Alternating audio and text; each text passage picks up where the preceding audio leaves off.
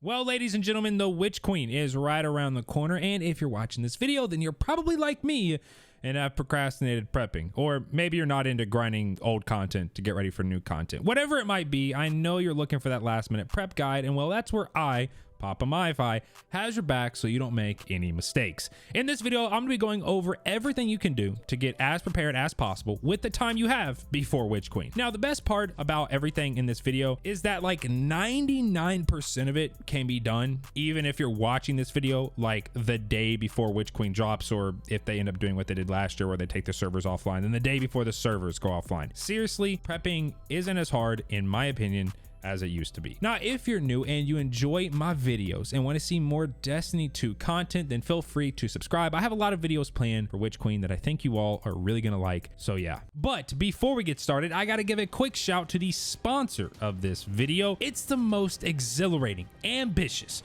RPG mobile game to ever come out. I don't even need to say what it is because you already know what it is. The only question is, can I say it loud enough? I gotta stand up for this one, hang on. Raid Shadow Legends! Yeah, I'm definitely gonna get a noise complaint off that one, but it should suffice. Now, there's a lot of reasons that I love Raid, but one of my favorites is that it can be played anywhere, and I mean anywhere. You know what? Hang on a second. Let me show you my top 5 favorite places to play Raid. Number 5, just chilling on the couch, but that's pretty basic.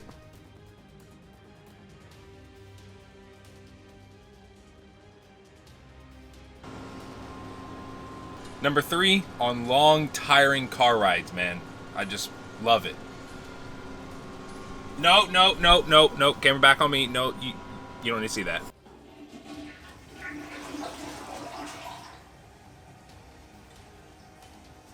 Well, I guess you already know what number 2 is. But the absolute best place to play Raid is in the shower. I gotta do my move! Now, Raid's got a ton happening this month with a fresh rotation of the Brutal Hydra boss and a ton of events and tournaments every single day, including some special Valentine's Day events where you can get your hands on a brand new legendary champion. This is the best time to get started in Raid, and if you click my link in the description or scan my QR code here on the screen, you'll get some cool bonuses. We're talking a free Epic Champion Ina, 200,000 silver, 1 energy refill, 1 XP boost, and 1 ancient shard so you can summon awesome champions as soon as you get in game. All of this treasure will be waiting for you here. So the very first thing that I'm going to mention is destinyrecipes.com/checklist. I've mentioned this website in all of my prep guides, and for good reason. It's a great little website that lets you sign into your Bungie account and visualize just how prepared you actually are. It has a great UI that shows pretty much everything you need to do, then takes all of those things into account and spits out a prep score. It's pretty fun to like compare with like you and your buddies, you know, who is more prepped based on this website. So as you're doing everything I mentioned in this video, I recommend you have this website open on a second screen or your phone or whatever. So now the actual first thing, stored XP, aka bounty prep. Now, bounty prep is probably the second most time consuming thing when it comes to prepping, right behind trying to complete seasonal seals that are going away last minute. But depending on when you're watching this video will determine how much bounty prep you should do.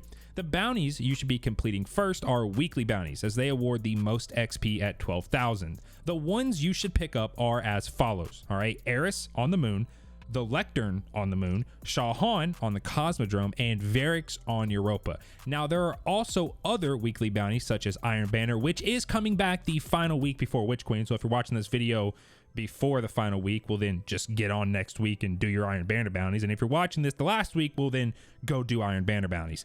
Clan bounties if you're in a clan, and Star Horse bounties, although you can only hold 1, and if you're still grinding dares, then I would only pick up the weekly the very last week, so you can, you know, if you're watching it the week before, then you can still do dare bounties this week, and then next week you can just hold on to it. Now, while you're going to these destinations and picking up these bounties, go ahead and take a look at the daily bounties as well. Dailies give 6,000 XP, so not as good as weeklies, but some of them can be completed passively as you're working on your weekly bounties. Cosmodrome daily bounties are a great example of this. Like, some of the daily bounties for the Cosmodrome is like get 3 kills with your power weapon or something like stupid easy. I do not recommend doing any repeatable bounties as they eat into your glimmer, which you're gonna need for Witch Queen, and they hardly give any XP at like 4,000. Now, I mean, if you're just loaded up on bounties already, then sure, why not go for it?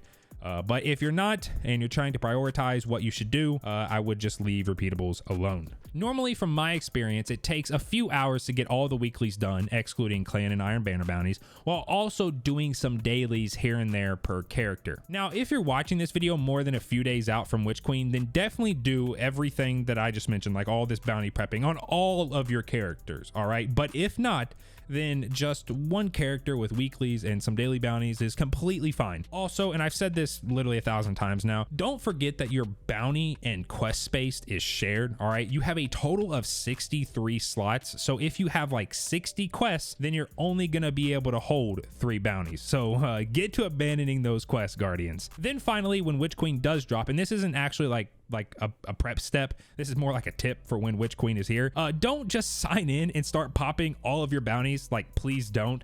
Wait until you get your artifact, have the blinding light mod on your ghost shell, and if at all possible, be in a fire team for shared wisdom, you know, the XP boost. Community Discord link down below. We have over 8,000 members in there, and I guarantee that on day 1 of Witch Queen, you're gonna be able to find someone that will, you know, gladly join up with you to pop bounties for shared wisdom. All right, next is going to be resources. These consist of legendary shards, glimmer, bright dust, upgrade modules, ascendant shards, enhancement prisms, enhancement cores, spoils of conquest, treasure keys, and paraversal halls. All right, yeah, I know it sounds like a lot, but it's not that bad when you break it down. First, let's talk about ascendant shards and enhancement prisms. Both of these materials are used for upgrading and masterworking weapons / armor. The only real way to farm them is like nightfalls and other in-game activities, and since this is a last-minute prep guide, well, I wouldn't really worry about these unless you just have time. Plus, you're probably not going to be upgrading and masterworking things right off the bat going in Witch Queen, so like I said, I wouldn't really worry about them if you're crunched on time. Next, legendary shards. These are used for literally so many things in the game and are acquired by dismantling legendary items. Best way to farm them is by claiming rank up engrams from vendors and dismantling the items that drop from them. Also, don't forget to turn in all your gunsmith materials, as if you don't,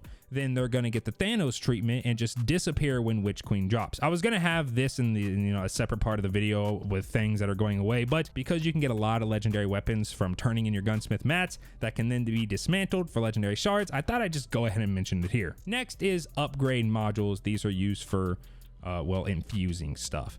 Just go to Banshee and buy as many as you can. You can hold a max of 25, and having these on you will prevent unnecessary trips back to the tower whenever you need to infuse stuff. And I mean, if you can't get the max, then normally right off rip, especially when we're all grinding for soft cap, you're probably not going to be infusing too many things anyway. So if you can't get the max, well, then don't worry about it. For Spoils of Conquest, you need to farm raids. And of course, if you don't know, Spoils of Conquest let you choose the specific loot that you get at the end of a raid. And just like Ascendant Shards and Enhancement Prisms, well, if you're crunched on time, then I wouldn't really worry about it because, well, you gotta farm raids. So, and you have like a week and a half. Now for Glimmer, and I don't think I even really need to say what Glimmer is used for.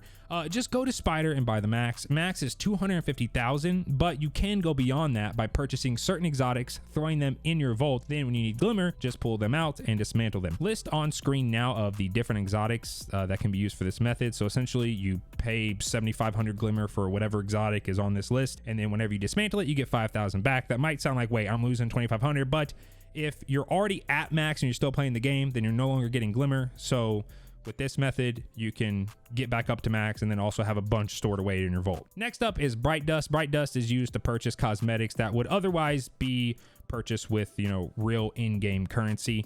Just go to your seasonal challenges and see if you're close to completing any, and if you have time, try to complete the final challenge for that massive Bright Dust reward. Also, and I'm not sure if you need the 30th anniversary for this, but every week since the 30th anniversary, every time the shop rotates weekly, 700 free Bright Dust is available like in the shop. So someone let me know. I think you might have to have the 30th anniversary, but I'm not sure. Just go to your store tab, and if it's in the bottom right, then you can claim it. It's literally free Bright Dust. Now for enhancement cores, these are used for, you know, upgrading stuff, and they're obtained through dismantling high energy level items or, you know, doing other activities. There is actually a way to kind of print free cores, and it's by burning prisms in exchange for cores by upgrading a blue piece of gear to level 8. This process uses a few prisms, some glimmer, and 3 enhancement cores, but when the piece is dismantled, you'll get 6 enhancement cores back. So you're paying 3 and getting 6 back. Now, whether doing this is worth it or not entirely depends. On one hand, you're essentially, like I said, printing free cores, but on the other hand, you're using up prisms. So if you have a bunch of prisms that you're not using and you need cores, then go for it. And now lastly, let's talk about treasure keys and paraversal halls. These are new this season, so there's kind of like a theory going on right now. I'll explain it in a second.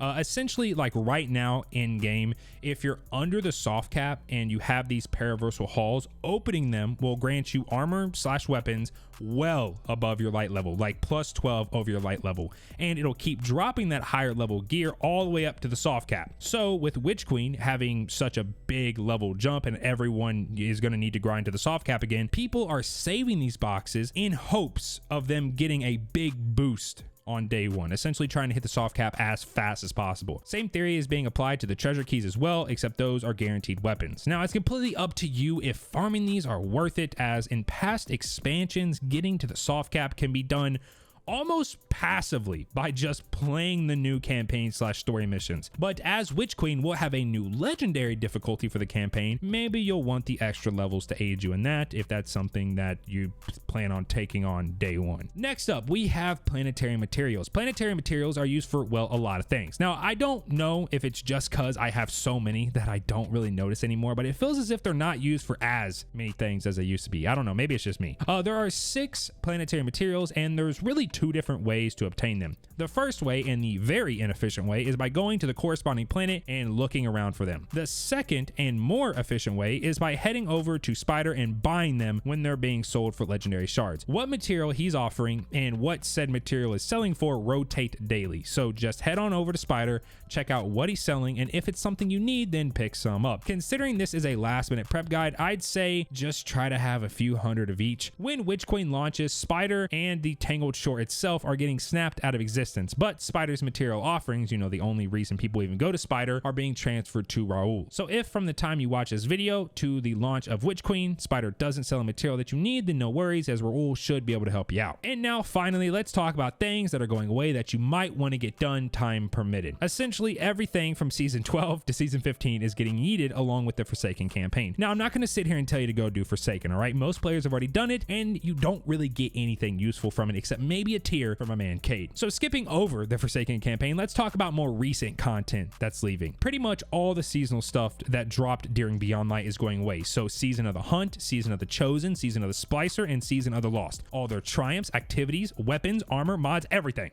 So you might want to head on over to the Helm and see if there's any weapons you want to, decode from the Umbral Station. That's from one of those seasons, or any of the mods you haven't picked up that came out during those seasons, or, head on over to your Triumphs tab and see if there's any seals from those seasons that you might want to complete. All right, listen, you got less than 2 weeks. So if you're missing a lot, you're going to have to pick and choose what is more worth it to you, unless you want to be grinding day and night until Witch Queen drops. Now, there are some exotics that are going away. Well, technically they're not really going away, as they'll be available via the kiosk or sold by Zer, but their original source/way they're obtained is going away. These exotics, and I'm only going to mention the ones that were released this past year, are Hawkmoon, Dead Man's Tale, and Agar's Scepter. Hawkmoon is tied to the Harbinger mission, Dead Man's Tale to Presage, and Agar's Scepter to the Tracing the Stars questline. There are other exotics that are also leaving, but they've been in the game well before Beyond Light, so more than a year. And I'll just have the official Bungie website that goes over everything leaving when Witch Queen starts down below. Also gonna have Braytech linked down below for anyone trying to get a general overview of all of their triumphs and seals. It's a great little website that can be used to filter triumphs that you're close to completing or ones that are expiring soon, aka all the seals that came out in Beyond Light that are expiring at the end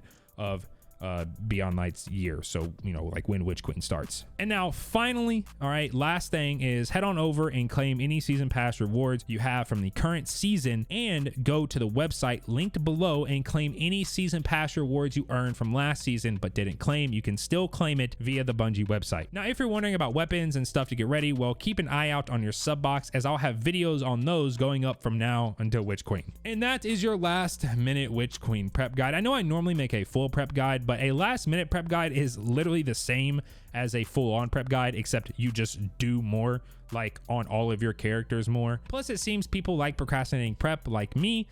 So these are the type of prep guides that I would personally need to watch. Also, on a more serious note, I wanted to quickly say that I'm sorry for the lack of content over the past season. After putting 3,000 hours into the game since Shadowkeep came out, I figured it was time to take an actual break, so why not do it when Destiny was expecting its driest content season ever. Essentially from the start of Season of the Lost up till January, I was only playing whenever there was stuff to make content on, and then throughout the entirety of January up until about a week ago, I just didn't play at all. Honestly, I feel really revitalized, and I'm actually ready to dive headfirst into Witch Queen, something I couldn't really say about Beyond Light.